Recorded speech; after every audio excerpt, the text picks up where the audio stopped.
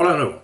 Bueno, vamos a en esta sesión terminar el tema 5, en el que voy a tratar de dar un pequeño repaso ahora al final haciendo algunos ejercicios de este tema para, bueno, darle un pequeño vistazo a todo lo que hemos hecho, que van a ser, como vais a ver, herramientas fundamentales en el tema siguiente, que es realmente el tema ya final y central del curso. Pero voy a terminar con una pequeña cuestión que tiene que ver con algo que comenté en el vídeo anterior acerca de la orientación de la superficie. Vimos que cuando uno está realizando la integración a lo largo de una superficie, de un campo vectorial, esencialmente lo que estamos calculando es, si el campo vectorial es un campo de velocidades, estamos calculando el flujo a través de la superficie, es decir, una estimación de la cantidad de fluido que está atravesando la superficie.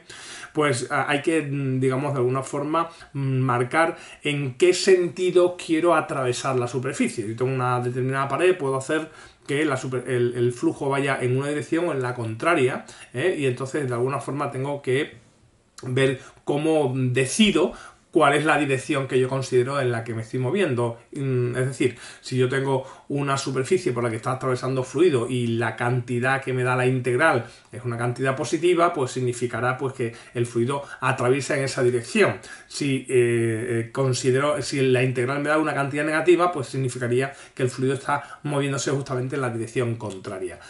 Por lo tanto, es necesario establecer qué entendemos por esa orientación de la superficie, y eso forma parte de lo que es la última sección del tema, que trata sobre superficies orientables. Porque en realidad esto es algo intuitivamente muy sencillo, pero como vamos a ver ahora, la intuición a veces se rompe porque hay cuestiones un poquito más delicadas en las que no vamos a entrar, pero sí al menos de forma anecdótica voy a comentar algo. Bien, ¿qué va a ser una superficie orientable? ¿O qué va a ser establecer una orientación a la superficie? Bueno, pues sencillamente establecer una orientación a la superficie va a consistir en decidir qué normal voy a usar. Así como cuando uno recorre una curva, está claro que hay unos extremos y uno puede recorrerla en dos sentidos, de un extremo a otro o del otro al primero, pues con una superficie uno puede hacer algo similar si lo que hace es establecer una orientación determinada o un sentido determinado de su vector normal.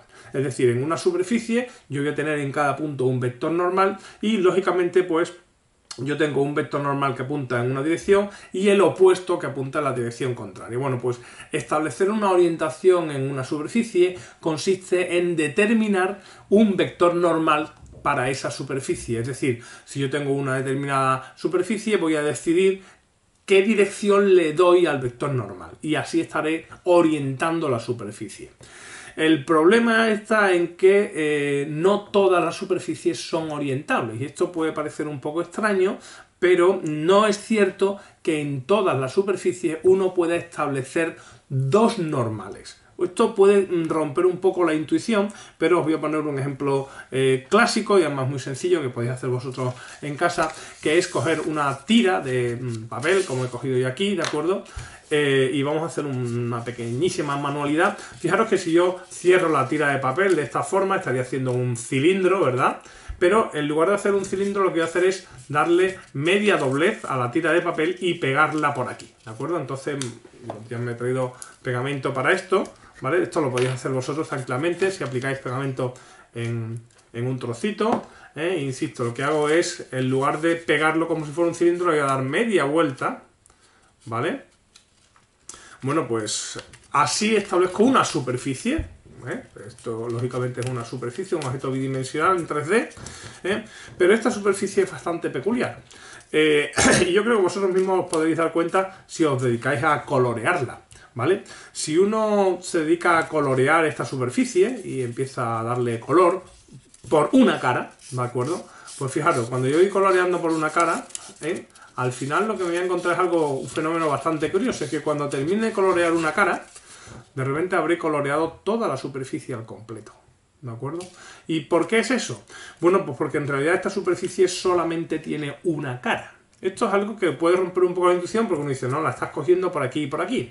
Pero claro, habría que establecer exactamente cómo yo defino cuáles son los puntos que están en la misma cara. Y para eso voy a hacer algo completamente intuitivo, que es la continuidad, ¿verdad? ¿Recordáis cómo se define la continuidad de forma intuitiva en una función real? Cuando uno es capaz de trazar una curva sin levantar el lápiz, ¿no? Bueno, pues de alguna forma uno podría hacer algo similar, como uno puede definir la continuidad en una superficie del vector normal si uno es capaz de desplazar el vector normal de forma continua a lo largo de la superficie. De manera que de esa forma uno podría decir que todos los puntos o todos los vectores que están en un determinado sentido pertenecen a la misma cara. Entonces, si uno establece una superficie y queremos establecer sus caras, una forma de establecer sus caras sería decir, yo voy a coger aquí cualquier punto de la superficie y un vector normal y voy a hacer que este vector normal se desplace de forma continua por toda la superficie. Es evidente que para pasar abajo yo tengo que dar un salto. ¿De acuerdo? No hay forma de pasar de forma continua con vectores en esta dirección a vectores opuestos. Sin embargo, en la banda de Moebius eso no es cierto. Si yo marco una dirección como esta en la banda de Moebius y me muevo a lo largo de la banda de forma continua, ¿de acuerdo? Podréis comprobar que después de darle toda la vuelta a la superficie, nos encontraremos que el mismo vector normal se encontraba en esta posición. Es decir, que yo puedo pasar de este vector a este de forma continua, cosa que no puedo hacer en una superficie de dos caras. Este hecho es el que me marca que en la banda de Moebius, ahora escribo exactamente cómo se escribe esto, la banda de Moebius. La banda de Moebius es precisamente una superficie que tiene una única cara por eso. Porque yo soy capaz de pasar de forma continua este vector normal a este vector normal de aquí. ¿De acuerdo? O sea que esencialmente es una superficie que tiene una cara. Esto es una superficie bastante curiosa, porque, por ejemplo, puede ser usada en una correa de transmisión, que usando una correa de transmisión con forma de banda de Moebius, pues encontraremos que la correa se desgasta uniformemente, a diferencia de que si lo hago en un cilindro, pues lógicamente la zona de desgaste es solamente una de las dos caras. Aquí tengo una cara y por tanto es una cara de mayor longitud. Si os ponéis a pintar esto vais a tardar bastante, porque en realidad pintando una única cara estaréis pintando toda la superficie. ¿De acuerdo? Entonces, el hecho de que aparezcan este tipo de objetos que son reales, es decir, aquí no estamos hablando de ninguna paranoia matemática, esto es un objeto real, es un objeto que uno puede fabricar, pero es un objeto extraño, es un objeto que tiene una única cara, es una superficie que nos rompe un poco la intuición. Pues el hecho de que aparezcan este tipo de objetos nos hace ser un poquito más cuidadosos cuando trabajamos con superficie. Afortunadamente nosotros no nos vamos a meter en el escabroso mundo de este tipo de objetos, pero sí que al menos tendremos que tener presente que para trabajar con superficies nosotros tenemos que trabajar solo y exclusivamente con superficies que son orientables. Entonces, superficies van a ser orientables, van a ser para nosotros superficies de dos caras, ¿de acuerdo? Para nosotros una superficie orientable, perdón, va a ser una superficie esencialmente que tiene dos caras, y eso significa que en cada punto permite definir dos normales, una normal y su opuesta, ¿de acuerdo? O sea que en cada punto permite definir la normal en dos direcciones, en dos sentidos opuestos, lógicamente. Bueno, esto es una definición absolutamente intuitiva, que no es para nada una definición correcta, pero que esencialmente nos dice eso. Una superficie orientable es una superficie en la que uno es capaz de definir en cada punto una normal en un sentido y una normal en otro sentido. Y para nosotros, orientar una superficie va a significar decidir una de esas dos normales, ¿de acuerdo? Así que vamos a orientar una superficie. Orientar una superficie significa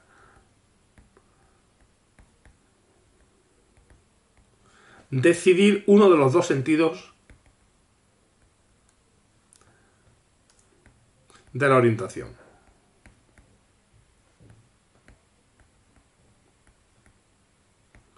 Uno de esos dos sentidos de la normal, ¿de acuerdo? Así que cuando tengamos una superficie, de ahora en adelante, pues si uno quiere orientarla y necesita orientarla, y como hemos visto con las integrales de superficie, si uno quiere definir correctamente el problema, le tiene que dar una orientación a la superficie, porque no va a ser lo mismo calcular la integral de superficie en un sentido que en el sentido opuesto, porque los valores van a ser justamente los opuestos. Pues cuando uno le da una superficie tiene que declarar con qué orientación va a trabajar en esa superficie. La orientación en este caso es simplemente eso, decidir cuál de esas normales. Y en este caso usamos, bueno, pues una cuestión más o menos geométrica. Por ejemplo, si la superficie es una superficie cerrada o que encierra, digamos, un volumen más o menos evidente, pues hablaremos de orientaciones interiores y exteriores. Por cuestiones claras, ¿no? Si uno, por ejemplo, define un cilindro como este, ¿vale? Pues aquí la normal o puede ser exterior, voy a coger aquí un papel y lo veo más claramente. Si yo considero una superficie cilíndrica como esta, que es una superficie de dos caras, uno puede definir una normal exterior o uno puede definir una normal interior. Y en este caso el concepto de exterior e interior es bastante claro, ¿de acuerdo? Lógicamente, si lo que tengo es un plano, aquí es un poquito más antiintuitivo decir cuál es el interior y cuál es el exterior, porque aquí no hay interior y exterior, hablaríamos de una normal hacia arriba o de una normal hacia abajo, en definitiva. Si el plano está en vertical, pues claro, aquí no puedo hablar de arriba y abajo, entonces hablaría de una normal pues hacia la derecha o una normal hacia la izquierda. En definitiva, lo que debe tener que quedar claro es que en las superficies de dos caras, en las superficies orientables, uno es capaz de establecer unos dos sentidos para la normal y simplemente orientar la superficie significará escoger uno de esos dos sentidos, el que bien nos den o el que en algún momento nosotros queramos usar, ¿de acuerdo? Así pues, va a consistir en eso la orientación. Y hay un teorema bastante sencillo que dice que si yo tengo dos superficies, φ1 y φ2, son la misma superficie orientable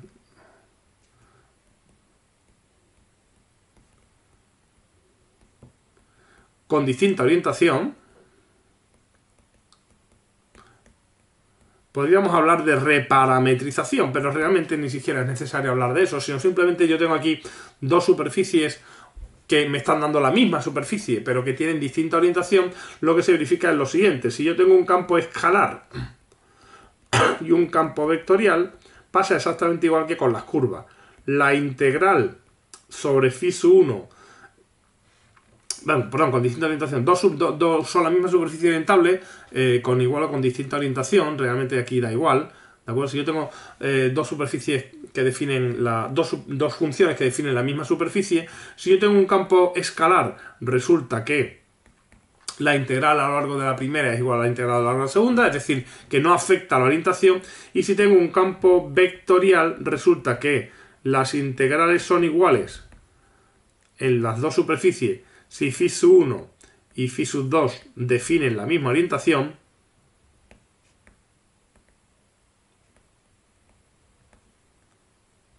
y resulta que la integral sobre f en φ1 es igual a la menos integral en f de φ2 si las dos superficies tienen orientaciones contrarias o si tienen distinta orientación. Es exactamente lo mismo que ocurre con las integrales de línea, en la que en los campos escalares la orientación no afecta para nada, y en los campos vectoriales pues la orientación lo que hace es sencillamente cambiar el signo. Y recordar que esto en la práctica pues no significa que tengamos que hacer nada especial, simplemente que la orientación es algo que hay que considerar. Es decir, que si yo estoy calculando una determinada integral de superficie con cualquier parametrización que uno escoja, ¿de acuerdo?, he de tener en cuenta con qué orientación estoy realizando ese cálculo, porque si la orientación es la que yo tengo que usar, pues no pasa nada, estoy haciendo correctamente el cálculo.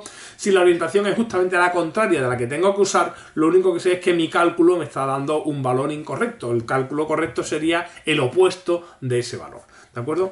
Ya de paso os recuerdo cómo elegíamos la orientación de una superficie, y en el caso de las curvas esto es muy sencillo, porque ver el sentido de recorrido de una curva es sencillo, pero en el caso de la superficie esto ya no es tan trivial, porque requiere un poquito de, digamos, de manejo. Entonces voy a hacerlo con un ejemplo que sencillo. Voy a considerar la siguiente superficie, Vamos a ver cómo se orienta una superficie que, bueno, pues tiene esta parametrización.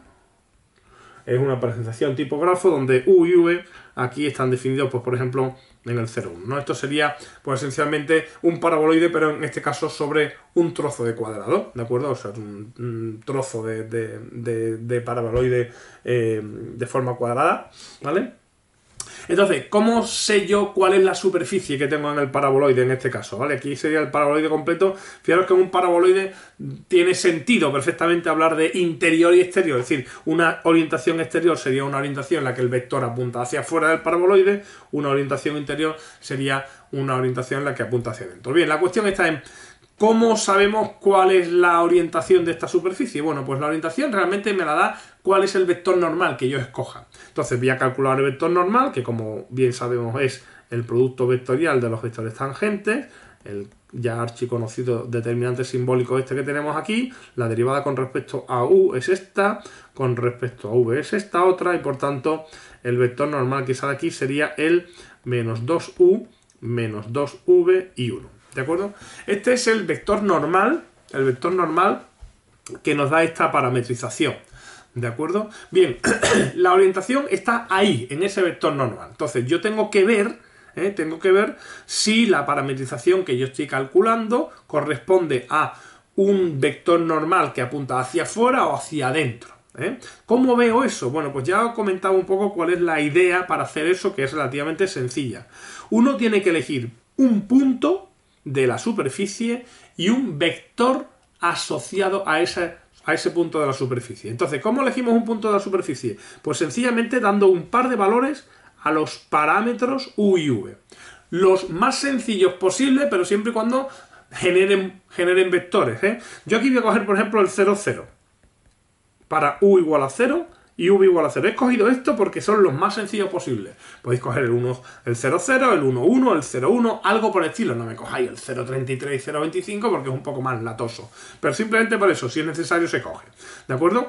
Entonces, en este caso, el 0, 0, fijaros que me proporciona el punto 0, 0, 0, que lógicamente es el vértice del paraboloide. ¿De acuerdo? Es bastante evidente que eso es así. Y ahora, asociado a estos mismos valores del parámetro, voy a construir el vector normal asociado, que en este caso es el vector n0, 0, que será el 0, aquí esto sería u, ¿verdad? El 0, 0, 1, que es el vector 0, 0, 1. Y ahora sencillamente tengo que dibujar este vector y pegarlo a este punto sobre mi superficie. Entonces recordad que el vector 0, 0, 1 es este vector de aquí, ¿vale? Bueno, pues yo me llevo este vector al punto y ese vector, lógicamente, me apunta ahí. Bueno, es evidente que ese vector está apuntando hacia el interior del paraboloide. Eso significa que esta es la orientación interior. Si yo quisiera hacer cálculos con esta superficie, con esta parametrización, y necesitara la orientación interior, pues usaría este vector normal. ¿Que lo que necesito es la orientación contraria al exterior? No tengo que cambiar nada. Lo único que tengo que cambiar es el signo del vector normal. Entonces, el vector 2u, 2v menos 1 es el que define la orientación exterior en este caso. ¿De acuerdo? En ese caso, en este sentido, es así de sencillo. No necesito hacer nada, ni cambiar parametrizaciones, ni nada. Simplemente elegir uno u otro. Daros cuenta que en realidad esto es tan sencillo como que el vector normal realmente, claro, yo elijo aquí los valores del parámetro u y v, lo he escrito de esta forma, pero también podría haber dicho phi de vu y escrito del mismo modo. Entonces, al escribir phi de vu, el vector normal sería el n de vu, que sería el t sub v por el t sub, y daros cuenta de que estaría intercambiando las filas en el determinante. Cuando yo intercambio las filas en el determinante, me sale el determinante cambiado de signo. Por lo tanto, en realidad, generar un vector normal o generar otro, en realidad no es ni siquiera necesario cambiar la parametrización. Solamente es cuestión de considerar cuál es el orden de las variables. Así que es realmente automático pasar de uno a otro, simplemente con un signo menos. Lo que es importante es tener claro, efectivamente, que eso es así. En algunos casos, uno a priori puede averiguar de forma relativamente sencilla si la orientación es interior-exterior. Fijaros que en este caso, como tengo un paraboloide, ¿vale? Tengo un paraboloide, daros cuenta de que el hecho de que la tercera componente de este vector sea 1, que es positiva, eso significa que sea el que sea el vector, la tercera componente siempre tira hacia arriba. Por lo tanto, el vector apunta hacia arriba. Lógicamente, en este punto, la orientación es o esta o esta. El que apunta hacia arriba es este. Lógicamente, la orientación interior. ¿De acuerdo? O sea que a veces no es necesario precisar un punto y un vector, sino simplemente mirando el vector normal uno puede intuir rápidamente hacia qué dirección está apuntando. En cualquier caso, esto de la orientación va a tener bastante influencia en el tema siguiente, que es lo que vamos a ver con calma, por lo que, bueno, pues insistiremos bastante más en esto. Para cerrar el tema, vamos a dar un pequeño repaso a algunos ejercicios con el que, bueno, voy a tratar de recorrer un poco lo que se ha visto en este tema, que, como ya os decía al principio, es un tema puramente instrumental, es un tema en el que estamos dando herramientas que ahora van a ser muy útiles en el tema siguiente. Es decir, vamos a necesitar calcular integrales de línea, vamos a necesitar calcular integrales de superficie, vamos a necesitar sobre todo saber parametrizar líneas y superficie, y bueno, pues la componente nueva que tiene este tema es también el uso de los campos conservativos y de los potenciales, que también usaremos en el tema siguiente de otra forma. Entonces vamos con los ejercicios que tengo por aquí. Voy a comenzar recordando un poco de parametrizaciones, hacer algún cálculo integral de línea sencillo y, bueno, pues alguna curiosidad un poco más del tema, pero, como digo, es un tema puramente instrumental en el que hay que saber cómo parametrizar y cómo realizar los cálculos de integrales. Voy a comenzar con el ejercicio 1b, que pide simplemente parametrizar, ¿de acuerdo? Parametrizar un círculo con centro 1, 2 y radio 6, que es algo, bueno, pues relativamente sencillo, ¿vale? Este sería el ejercicio 1, el apartado, hemos dicho B. Quiero parametrizar el círculo, o la circunferencia, mejor dicho, porque estoy hablando de curva, de centro 1, 2 y radio 6, que, bueno, pues como ya sabemos, parametrizar círculos, pues esto es relativamente sencillo si tenemos en cuenta que el centro significa un desplazamiento, el radio significa que estamos usando unas polares con r igual a 6. Bueno, pues yo creo que es bastante directo este tipo de parametrización. Aquí sería 1 más 6 coseno de t y 2 más 6 seno de t. Como quiero el círculo completo, la circunferencia completa, pues t entre 0 y 2pi. De esta forma tan sencilla estaremos parametrizando pues un círculo de centro 1, 2 y radio 6. Recordad que aquí parametrizo, o sea, desplazo el centro y el radio va metido aquí multiplicando siempre al coseno y al seno. Este sería el apartado A, el apartado B. Voy a hacer el apartado C, que es un cuarto de circunferencia, centro 0, 0, cuarto de circunferencia, cuyos extremos son el raíz de 2 partido por 2, raíz de 2 partido por 2, ¿vale? Y el raíz de 2 partido por 2 menos raíz de 2 partido por 2, ¿vale? O sea que yo básicamente lo que tengo es, aquí sería la circunferencia, lógicamente, de centro a origen y que va a estos puntos, pues daros cuenta que estos puntos se encuentran a distancia 1, ¿vale? Este sería el raíz de 2 partido por 2. Y raíz de 2 partido por 2, lógicamente x cuadrado más y cuadrado es igual a 1 medio más 1 medio, que es 1, y el raíz de 2 menos raíz de 2 partido por 2 sería este punto de aquí, por lo que tendría es simplemente eso de ahí, ¿vale? Esta sería la circunferencia que yo, el cuarto de circunferencia que yo quiero parametrizar, ¿vale? Bueno, ¿cómo se parametriza esto? Esto es relativamente sencillo. Aquí hay un pequeño matiz que hay que fijar. Centro 0, 0, radio 1, pues ya sabemos que la parametrización típica es esta. Coseno de t y seno de t, ¿de acuerdo? Ahora bien, ¿cómo tiene que ser t para que me vaya precisamente de este punto a este punto? Bueno, pues uno diría, bueno, pues t es el ángulo, este ángulo es pi cuarto, este ángulo es menos pi cuarto. Uno inicialmente escribiría algo así, pero lógicamente lo que voy a escribir no tiene sentido, porque no puede ser de un intervalo del pi cuarto al menos pi cuarto. Esto no es un intervalo. ¿De acuerdo? Esto no es un intervalo. Eso no se puede escribir como intervalo. Uno diría, bueno, pues voy a escribir el intervalo bien. Desde el menos pi cuarto al pi cuartos. Pero claro, si lo escribo desde el menos pi cuarto a pi cuarto, resulta que la parametrización coseno-seno me va ahora desde este punto hasta ese punto. Es decir, es la orientación contraria, no es la orientación que me están pidiendo. Bien, aquí puedo hacer dos cosas. Una, no pasa nada. Es decir, si yo voy a hacer cálculos, con respecto a esta parametrización, yo lo que sé es que la parametrización me está dando una orientación contraria a la que yo realmente necesito, por lo tanto, en funciones escalares va a ser lo mismo, pero en funciones vectoriales la integral va a salir con el signo cambiado. Con lo cual, típicamente yo suelo hacer algo de este estilo, poner un signo menos encima de la parametrización para señalar que esta está mal orientada.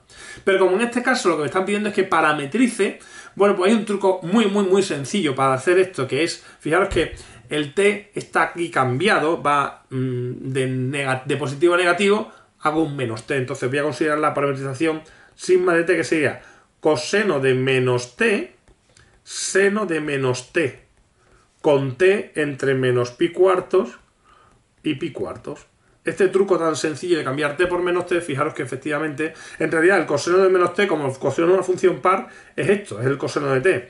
Y como el seno es una función impar, esto es el menos seno de t.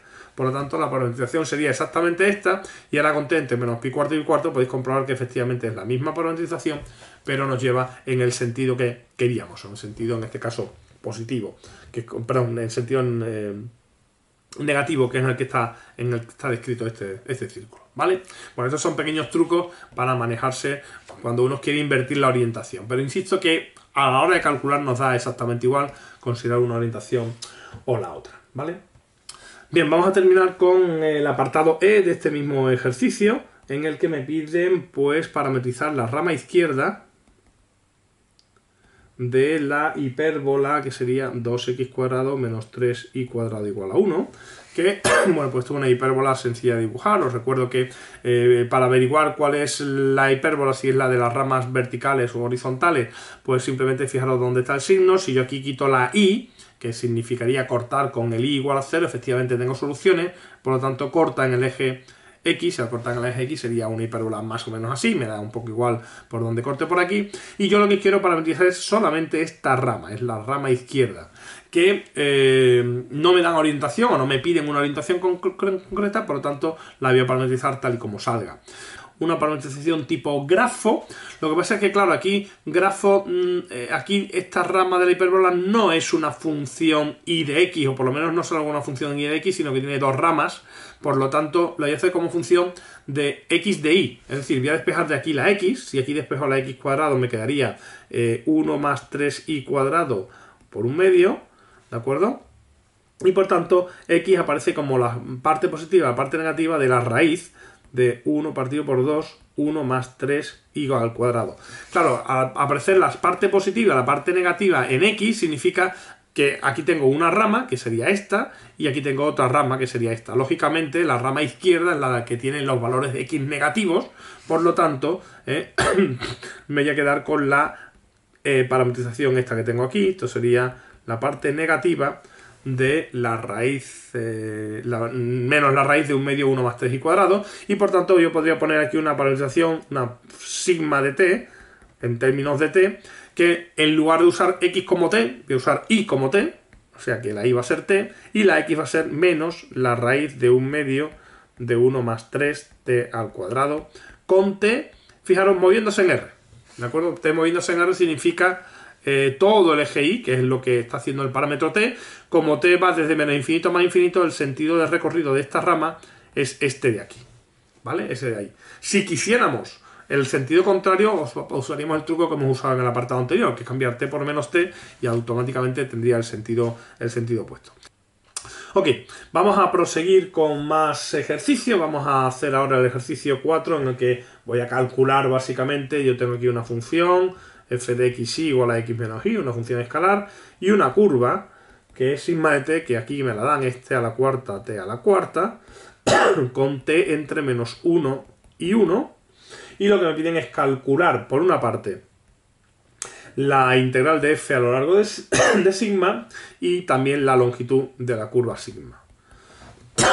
Vale, bueno, pues voy a echarle primero un pequeño vistazo a la curva porque en este caso es un tanto peculiar también, ¿de acuerdo? Fijaros que esta curva, t a la cuarta, vamos a ver dónde empieza para t igual a menos 1, es decir, el sigma de menos 1 es el punto menos 1 a la cuarta, menos 1 a la cuarta es el punto 1, 1, y para sigma igual a 1, el 1 a la cuarta, 1 a la cuarta es el punto 1, 1, es decir, esto es una curva cerrada.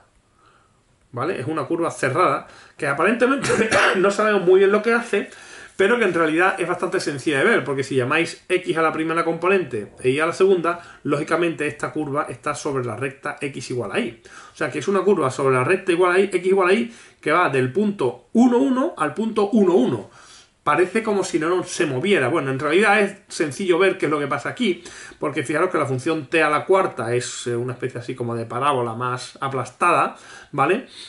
Para t menos 1 y para t igual a 1, pues lo que hace es ir desde aquí hasta aquí, y claro, pues va recorriendo los valores desde el 1 hasta el 0 y desde el 0 hasta el 1, es decir, que realmente la curva lo que hace es ir para t igual a 0, fijaros que estaría en 0, 0, ¿vale? Para t igual a 0 sale el 0, 0, o sea que la curva va desde el punto 1, 1 hasta el 0, 0 y luego vuelve desde el 0, 0 hasta el 1, 1. Es decir, que recorre este segmento, pero en los dos sentidos. Primero va hacia el 0, 0 y luego regresa. O sea que es un segmento de curva, pero es un segmento recorrido dos veces. No es un segmento simple del 0, 0 al 1, 1, sino que es un doble segmento recorrido dos veces. Fijaros que ahora cuando calculemos la longitud, pues nos va a salir, ¿no?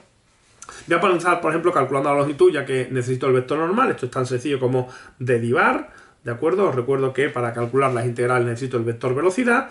La derivada de t a la cuarta sería 4t cubo y 4t al cubo, ¿vale? Y la norma, pues sería pues la raíz de este al cuadrado, que sería 16t a la sexta más 16t a la sexta, y esto es la raíz de 32 t a la sexta, ¿vale?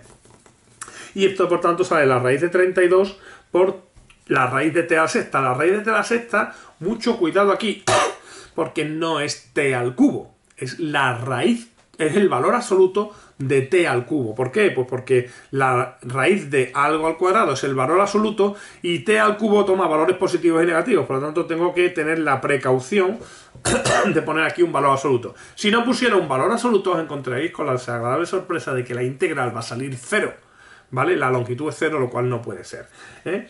De manera que la longitud de la curva aparecerá como la integral entre menos 1 y 1 de la norma del vector velocidad, y fijaros que el hecho de que tenga aquí un valor absoluto, una función, el t al cubo entre menos 1 y 1, para valores menores que 1, menores que 0, perdón, es negativa, por lo tanto esto es la integral entre menos 1 y 0 de la raíz de 32 por el valor absoluto de t al cubo, que es menos t al cubo, y luego la integral entre 0 y 1 de la raíz de 32 de t al cubo, ¿vale? Lógicamente estas dos integrales son iguales, puesto que la función, si aquí cambio t por menos t, me cambiarían los límites de integración y sería exactamente la misma integral, así que sale aquí dos veces la raíz de 32, la integral de t al cubo, que está a la cuarta partido por 4, entre 0 y 1, que sería un cuarto, así que sale raíz de 32 partido por 4. ¿De acuerdo? Insisto que si no ponéis el valor absoluto y hacéis la integral, entre menos 1 y 1 os saldría 0, así que hay que tener un poco de cuidado en ese caso. Y por otra parte, ya sabemos, ya hemos calculado la longitud de la curva, voy a calcular la integral de trayectoria de f, la integral de trayectoria de f que me piden. Recordad que es la integral entre los límites de integración de los parámetros definidos por la curva. La función f es x menos y, pero claro, en este caso x menos y sería t a la cuarta menos t a la cuarta por la norma del vector velocidad, que nos había salido la raíz de 32 por el valor absoluto de t al cubo, ¿vale? Y en este caso, lógicamente, x menos y, t a la cuarta menos t a la cuarta, esto es 0, por lo tanto no hay nada más que calcular. Así que sí que tiene perfecto sentido que la función, pues al evaluarse sobre la curva vale 0, por lo tanto, bueno, pues la integral sale 0, aquí puede salir la integral que sea. Lo que no tiene sentido es que en una longitud tengamos una integral nula, ¿de acuerdo? Hay que tener un poco de cuidado con esos detalles. Bien, y para terminar, voy a hacer un ejercicio curioso, que es el ejercicio 11A, ¿vale? Que lo voy a poner por aquí para que lo leáis. Es un ejercicio en el que vienen dos partes porque, bueno, pues realmente la segunda es un poco complicada, pero gracias a lo que vemos en la primera, el ejercicio se puede hacer bien. Es un ejercicio, digamos, orientado a hacerlo de una forma, ahora veréis un poco por qué, pero en la práctica se puede extender a, digamos, otro tipo de problemas. Por una parte, los apartados son casi independientes, en principio. Dice, dado un campo vectorial este que tenemos aquí, que es un poco aparatoso, una función vectorial con aparecen aquí unas exponenciales y demás, probar que es un gradiente y encontrar un potencial es un ejercicio bastante directo. Entonces os recuerdo que es un campo gradiente y cómo se encuentra un potencial. Yo tengo aquí que el campo vectorial es este que tengo aquí, ¿vale? Sería e elevado a i por 1 más e elevado a x, 1 menos x, partido 1 más e elevado a x al cuadrado, y este de aquí es x e elevado a y, partido 1 más e elevado a x, ¿de acuerdo? Bueno, recordad que es un campo gradiente. Un campo gradiente es sencillamente un campo que es el gradiente de alguien, y este alguien es lo que llamamos un potencial, ¿de acuerdo? Un potencial escalar realmente. Luego veremos en el próximo tema que hay otros potenciales vectoriales. Aquí no los había denominado así, pero bueno, se llama así, de potencial escalar. Simplemente una función cuyo gradiente es el campo que tengo. Y para probar que esto es cierto, pues simplemente necesito hacer la comprobación de que la derivada de f sub 1 con respecto a y es igual a la derivada de f sub 2 con respecto a x, lo cual es algo relativamente sencillo de comprobar, ¿vale? La derivada de f sub 1 aquí con respecto a y, fijaros que es simplemente el mismo f sub 1, ¿vale? Porque aparecería la derivada de elevado a y, que es elevado a y, por lo demás, que es una constante, ¿vale? Una constante en x, ¿vale? Y la derivada de f sub 2 con respecto a x, esta sí que sería, pues fijaros, la derivada de f sub 2 con respecto a x, esta es la derivada de f sub 1 con respecto a y, la derivada de f sub 2 con respecto a x, lo que sale es la e elevado a y, esto no cambia, y aquí tengo un cociente, sería derivada del primero, x por el segundo sin derivar, ¿de acuerdo? Menos el de arriba por la derivada del de abajo, que es elevado a x, partido el de abajo al cuadrado. Un simple ejercicio de derivación.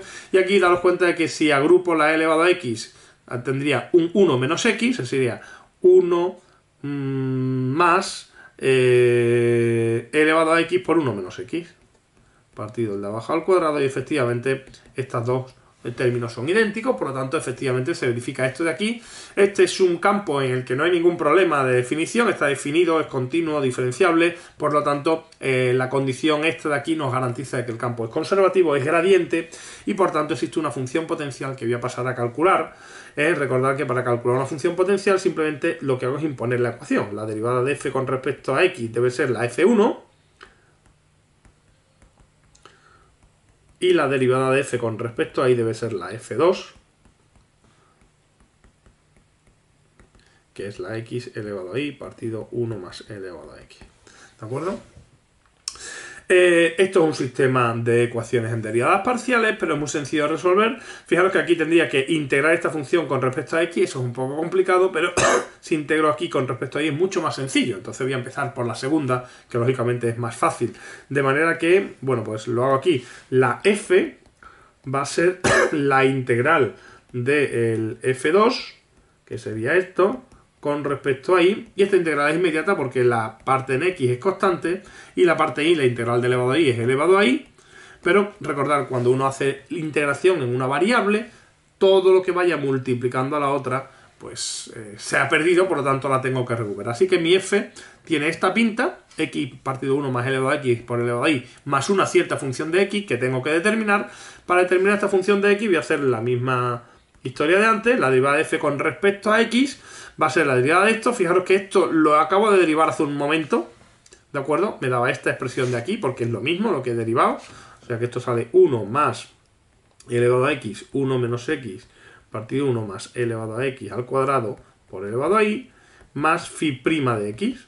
Eso es derivando directamente, pero por otra parte sé, como tenemos antes, que la derivada de f con respecto a x es esta expresión, ¿de acuerdo?, de la ecuación es exactamente esta parte funcional. Por lo tanto, si yo igualo estas dos cosas, la conclusión es que phi' de x es 0, y eso me dice que phi es cualquier constante.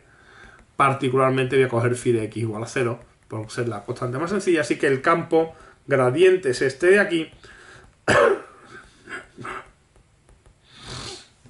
El campo gradiente es el propio f2. Bueno, pues vamos a pasar al segundo apartado, que es realmente interesante. Este es un apartado esencialmente de cálculo, más o menos tedioso, pero es esencialmente de cálculo, ¿vale? El segundo apartado me dice que ahora considera aquí una curva de parametrización sigma, que es t1 menos t cuadrado, con t entre 0 y 1, una cierta curva. No me voy a entretener en verla porque, bueno, no es necesario realmente. Y un campo G que tiene la siguiente pinta. Es e elevado a i por 1 más e elevado a x 1 menos x partido 1 más e elevado a x al cuadrado. Es la misma parte de antes. Aquí es un poquito más raro, es 1 más e elevado a x más e elevado a i partido 1 más e elevado a x. ¿De acuerdo? Y dice, usando el apartado anterior, ahora vemos cómo encontrar el valor de la integral de g sobre sigma. Bien, en principio esto es un problema más o menos directo en el que tengo un campo y una integral, una curva, perdón, y quiero calcular una integral. Uno, evidentemente, podría intentar hacer esto directamente, pero fijaros que es lo suficientemente aparatoso el campo como para probar a hacer la integral directamente. Es decir, no parece una buena política y de hecho posiblemente sea imposible, porque cuando usemos en algún momento la exponencial de 1 menos t cuadrado va a ser bastante difícil de integrar. Pero bueno, al margen de eso, no es la primera opción, a no ser que no tuviéramos otra opción, otra posibilidad, porque es suficientemente aparatoso como para que uno mantenga, digamos, la distancia. Es decir, aquí directamente las cuentas a lo bruto, pues a lo mejor funcionan, pero no parece ser el camino más cómodo, sin lugar a dudas. ¿De acuerdo? ¿Cuál es la otra opción? Bueno, pues si se trata de una integral de un campo vectorial a lo largo de una curva, pues sabemos esta historia de los campos conservativos. Si hay suerte y puedo encontrar un potencial, pues la integral se va a resolver en un momento. ¿Cuál es el problema aquí? Bueno, pues el problema aquí es el siguiente. Si uno calcula la derivada de g1 con respecto a y calcula la derivada de g2 con respecto a x, ahora no van a ser iguales. Esto lo podemos calcular fácilmente, ¿vale? Porque fijaros que la derivada de g1 con respecto a y vuelve a salir el mismo g1 porque era lo mismo que antes, ¿vale? Esto sale exactamente lo mismo. Es la derivada con respecto a y de esta función de aquí, y solamente la parte de y es elevado a y, por lo tanto la derivada es inmediata.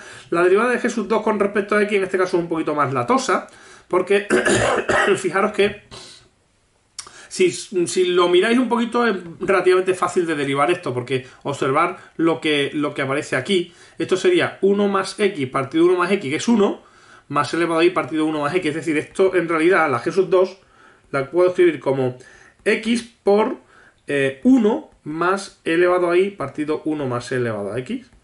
Por lo tanto, la derivada aquí con respecto a x, por una parte sería la derivada de x, que es 1, y por otra parte sería la derivada de x elevado a y más partido 1 más e elevado a x, que es precisamente, es decir, esto es x más la componente 2 del campo anterior, cuya derivada con respecto a x ya hemos calculado y sale precisamente lo mismo que tengo aquí. 1 más e elevado a x, 1 menos x, partido 1 más e elevado a x al cuadrado. ¿De acuerdo? Con lo cual, la derivada de g2 y la derivada de g1 no coinciden. ¿De acuerdo? Son parecidas, pero en el segundo caso tengo un 1 más que aparece ahí. ¿De acuerdo? O sea que en este caso son distintas. Así que el campo G no es gradiente. ¿De acuerdo? El campo G no es gradiente.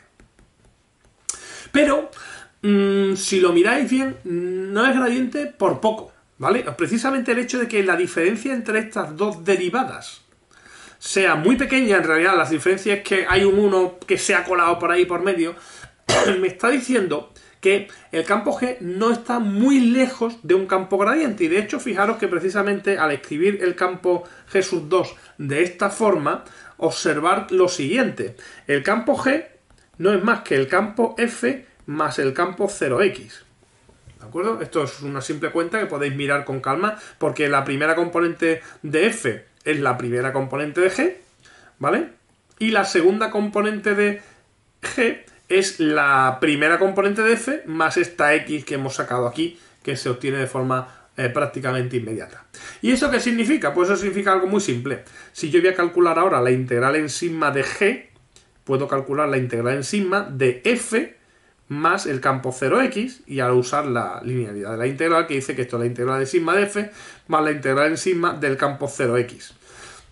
¿Y qué ventaja tengo aquí? Pues que resulta que la integral de f, como f sí es un campo conservativo, pues esto es igual al potencial en los extremos, a la diferencia potencial en los extremos, y esto es la integral en sigma de un campo 0x, que no es gradiente ni nada por el estilo, pero que es un campo muy sencillo de integrar, con una curva sencilla, por lo tanto es algo que puedo hacer perfectamente sin mancharme mucho las manos. Es decir, que en definitiva, la integral en sigma de g la voy a escribir como la integral en sigma de f más la integral en sigma del campo 0x.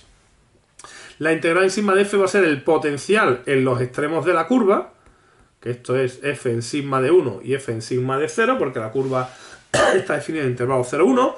El sigma de 1 lo podéis ver ahí claramente, sería el punto 1, 0, y sigma de 0 es el punto 0, 1.